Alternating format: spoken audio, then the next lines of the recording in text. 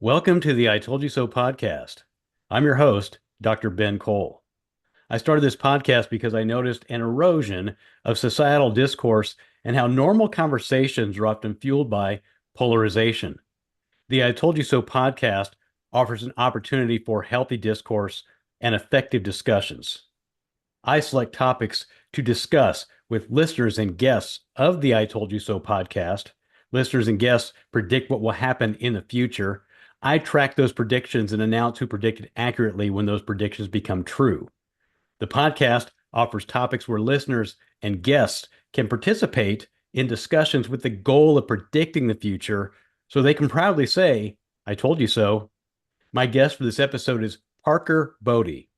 Parker is a second generation police officer and a 14-year veteran with the Honolulu, Hawaii Police Department. He is currently a captain and assigned to the Human Resources Division, which is responsible for the recruitment of police officers in his department. Parker has risen through the ranks since joining the Honolulu Police Department on August 16, 2010. He has worked in patrol, training, and criminal investigation. He has also served as the department's spokesperson.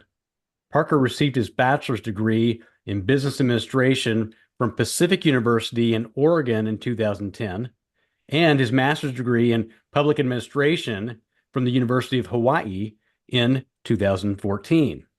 He is currently a doctoral student in the Leadership Communication program at Kansas State University.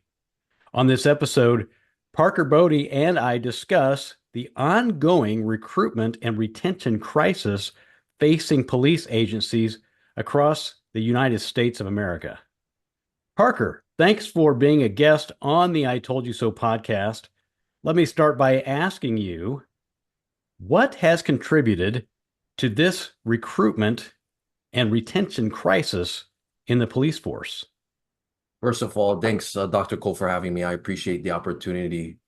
There have been a multitude of contributing factors and a confluence of these factors, and I'll highlight a few. The first is that there has been an increase in resignations and early retirements. A deputy chief in my police department likes to use a bucket of water and a faucet over that bucket as a metaphor to describe the staffing crisis. So the faucet that supplies the water into the bucket represents the recruitment of officers. And the bucket has a hole in it. And that hole represents resignations and retirements. Well, that hole is widening. So no matter how much water goes into the bucket, just like no matter how many officers you recruit, if you can't plug that hole, then you'll never fill up the bucket, just like you'll never stay ahead of the recruitment crisis. So it begs the question, why are officers resigning and retiring early? Well, again, there are a lot of reasons, like the Great Resignation during the pandemic. A nationwide study found that officer resignations rose by 45% during the pandemic. Another is an increased workload and the consequential burnout. Officers have to do way more today than they had to have in the past. They have to be enforcers. They have to be social workers. They have to be counselors. Another contributing factor has been generational differences. With the early retirements and the retirements of baby boomers, those retirees have to be replaced by the new generation, Gen Z and millennials. Well, there have been some differences. For example, police departments are characterized by a strict, regimented, hierarchical paramilitary structure. Gen Z, they prefer informal styles of communication, collaboration, collective leadership. They also value work-life balance. They value their family time. They aren't particularly interested in working mandated overtime or missing important holidays, two situations that frequently occur in police work. And then, as you had mentioned, I'm a second generation officer. My dad served in the same department for 30 plus years, from 1979 to 2012. And that was commonplace for an officer to stay in the same department for 25, 30 plus years. What we've noticed is that with this newer generation, that's not always the case sometimes. They'll stay a few years at one department, then laterally transfer to another department.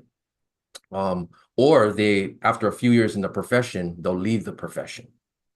The third contributing factor that I wanted to highlight is related to generational differences, and that is a reduced applicant pool.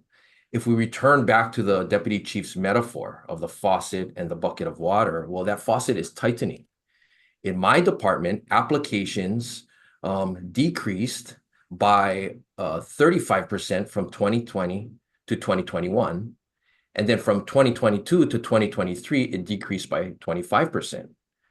We're also having issues with applicant quality.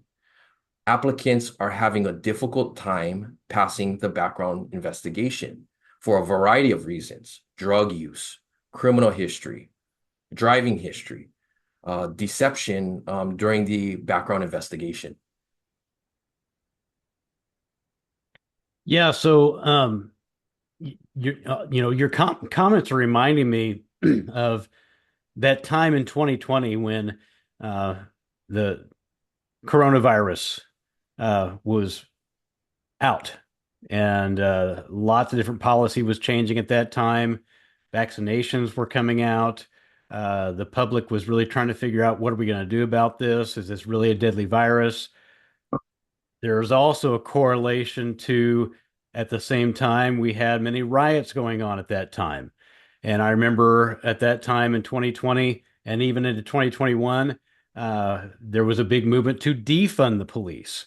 So the policies, social changes were happening in the United States at that time, that really was making a lot of people question the I guess validity, the purpose of the police force, and some were wondering, is police force going to be reduced? Is it going to get less funding? So to me, in turn, it made the police and those who were in police force question themselves and wondering, is this worth it? I mean, if I'm being questioned about my purpose and my roles and my responsibilities, why even do this anymore?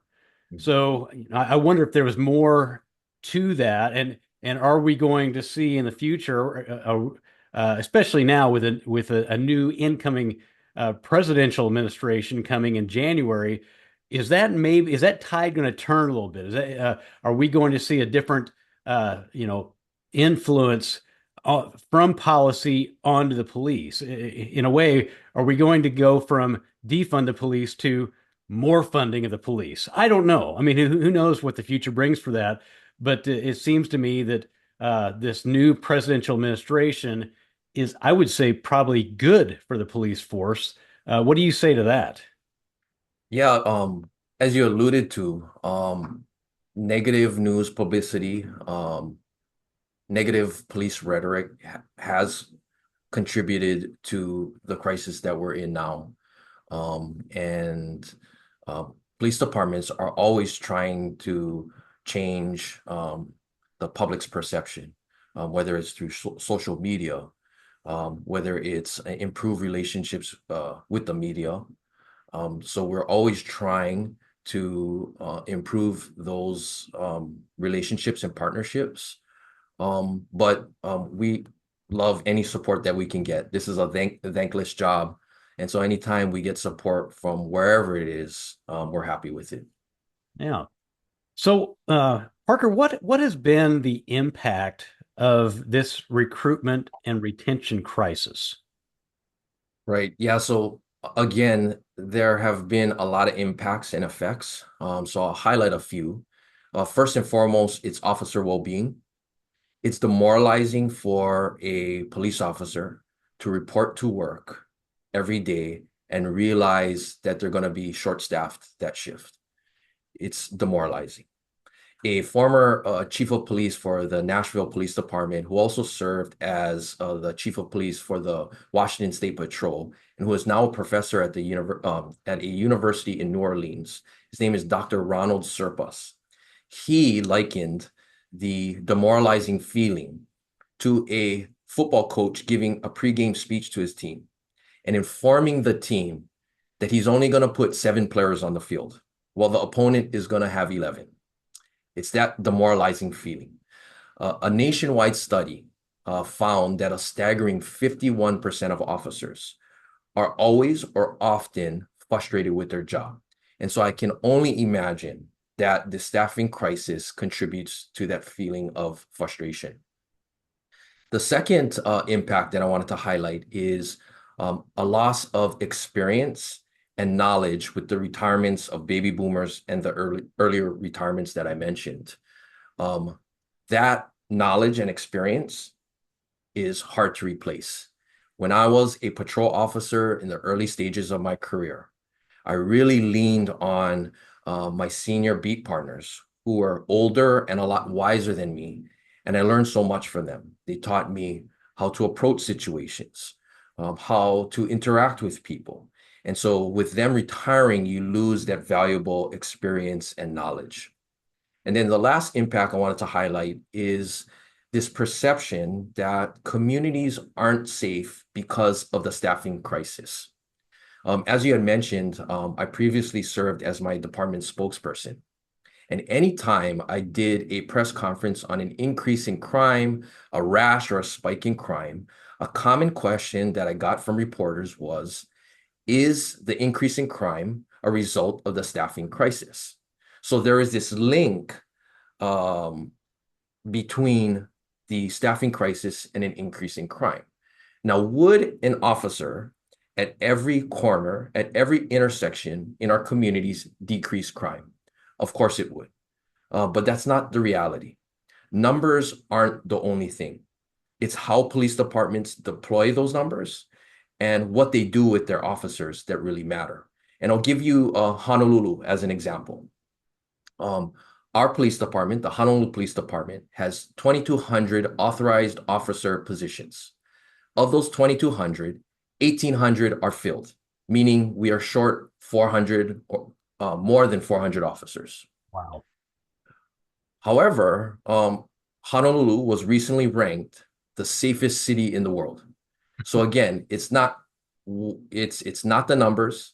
It's not only the numbers. It's what you do with those numbers and how you deploy your officers. Yeah. So, how do you think police departments will address this recruitment and retention crisis in the future? Police departments are doing everything they can to recruit and retain officers. For example, they are offering very generous signing bonuses or hiring incentives. A police department in California is offering a $75,000 signing bonus. My police department offers a $25,000 hiring incentive. So they're doing everything they can. But what I think you'll see in the future, what I predict, is that police departments will get real creative and innovative with the benefits that they offer to attract the new generation and to retain their incumbents. And we're already starting to see it. Take the San Diego Police Department as an example. They recently opened a child care facility for their officers at subsidized rates. Child care, especially for women, is an obstacle to join the profession. So the San Diego Police Department is addressing this obstacle by opening a child care facility. I think you'll see similar, innovative, and creative approaches to the benefits that police departments offer. The second thing that I predict is that police departments will implement collective leadership in their decision-making. Now, I'm not predicting that the strict, regimented, hierarchical structures will be abolished. Those structures are necessary and needed, especially in emergency situations. But I predict that in non-emergency situations, the police departments will start to use collective leadership, collaboration to empower and engage their employees, but also to appeal to that new generation. As I mentioned, they prefer informal styles of communication, collaboration, collective leadership. So it'll appeal to them on top of empowerment, a shared sense of responsibility and accountability. Um, the last thing that I think police departments will do is that they will broaden their horizons and expand their hiring pool. So what does this mean? I think they'll recruit from groups that they hadn't recruited from before. Take college majors. Instead of just recruiting from criminal justice majors, I predict that they're going to recruit from majors in the arts and sciences, business, education. I also think they're going to recruit from geographical areas that they hadn't recruited from before. They won't be restricted from a geographic boundary. And then last, I think they're going to recruit from other professions. As I had mentioned, this new generation likes to move from police department to police department, but also from profession to profession. So to take advantage of this tendency, I predict that police departments will recruit at other professions to find career changers. Yeah, it seems to me that along with recruitment comes incentives. So, you mentioned, where you think the the police force is going in the future, and it seems to me that you have a pretty positive outlook on it, if things go the right way. But in order for things to go the right way, you do have to have that you've mentioned before, the support of the public. There has to be a perception that the police force uh, will keep them safe, is there for their protection. But you also have to have the funding too, and the policies at the regional and state level, and even the federal level. And so that all, to me, has to come together in order for this positive outlook to come to fruition for the police force. And I think we're heading in that direction, especially from the results of the presidential election. There seems to be a change of attitude for people, and they really are interested in protecting what they have here in the United States. So I think that all bodes well for the police force all over the United States. Um, so help me to realize maybe what some of those incentives might be, because you might say, oh, the police force can attract people from different businesses or even different majors throughout colleges and universities. But with that also comes an exceptional amount of training, uh, along with, I would say, incentives. So, what kind of incentives might you think a police force could offer to get people to say, "Hey, I think my career might be in police force"? Yeah, I think it's benefits, not only external benefits, but also internal benefits. And what I mean by that is, it's an improved organizational culture um, that people want to come to work. And I think if you showcase that, the team aspect, the teamwork aspect, um, also showing that, we prioritize engagement and service. We're here to help people. I think, yeah, the benefits are good. Like I mentioned, the hiring incentives, the signing bonuses. But I also think the internal culture can speak volumes and can really reach, especially the new generation, that this is a place where you're valued and respected. And I think the police departments, from a recruitment standpoint, can advertise that to appeal to that next generation. All right. Well, Parker Bode, I really appreciate you taking time to be a guest on the I Told You So podcast. If listeners want to learn more about the police force or have any questions for Parker Bode, you can simply send an email message to him at pbode@ksu.edu. Now, because this podcast is about predicting the future, my questions to those listening are these. What should police agencies do to acquire and retain talent in a complex and changing landscape? Also, what does the future look like if this police recruitment and retention crisis is not resolved and not resolved soon? I'd like to know. Please let me know. You can text or call me at 785-473-3721, or send an email message to me at ITYS at BenKohlITYS.com, or post on any of my social media channels, or you can comment on this podcast episode right there in the comments section. So I do ask you to go to the I Told You So podcast website, and that's BenKohlITYS.com. It's my name, BenKohlITYS.com. And you can go there to connect and get your own I Told You So items at the merchandise link. You can choose from shirts or hoodies or hats or coffee mugs, whatever you like. It's all there. The I Told You So podcast is a space for healthy discourse and effective discussions with the goal of predicting the future so you can proudly say, I told you so. Also, if your business or organization is interested in advertising on the I Told You So podcast, please let me know that too. So thanks for tuning in to the I Told You So podcast, and thanks to my guest, Parker Bode. Followers of the podcast are very important, so please follow, like, subscribe, leave a comment, give a high rating, and share with your friends. I'm your host, Dr. Ben Kohl, and I hope to hear from you soon.